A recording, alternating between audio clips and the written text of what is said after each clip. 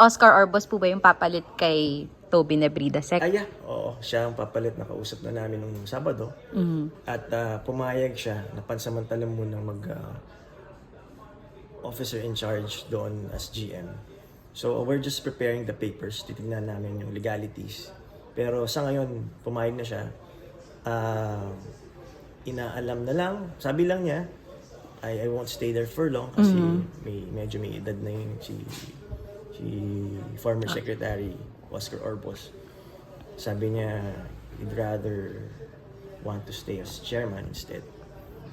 Kami naman pumayag on our part. Sinabi namin na sige sir, pansamantala muna para lang magkaroon ng, kasi maraming empleyado nagre-reklamo doon. So yun, kaya namin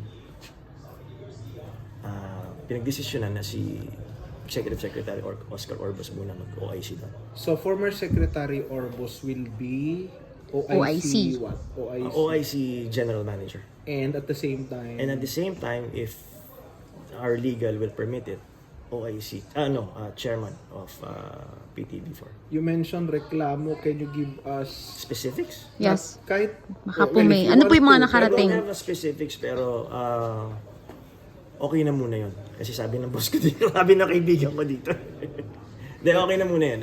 I don't want to give specifics pero may mga empleyadong maraming nagpo-protesta doon, so we want to calm them down na asahan nyo may pagbabagong mangyayari. Okay, yung PCO tuloy ba yung revamp? I mean, gaano ka lawak ng extent?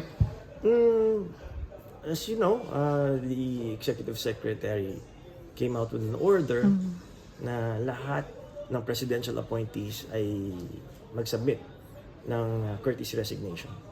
And then after that, we will evaluate each office based on performance. There was already an initial list and we are looking at it.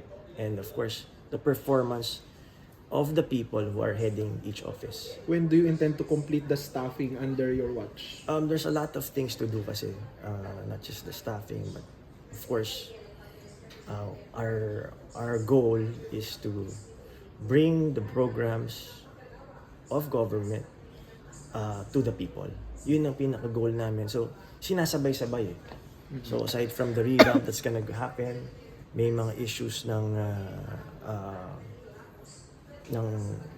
bawat departments tumingi rin ng support. Marami pang iba, marami pang ginagawa.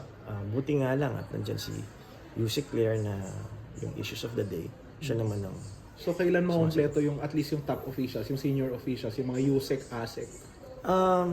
Hopefully in 2 weeks, 2 to 3 weeks. Kasi syempre, we would want to be fair also. Yan. Okay. Salamat po. Thank you, Sec.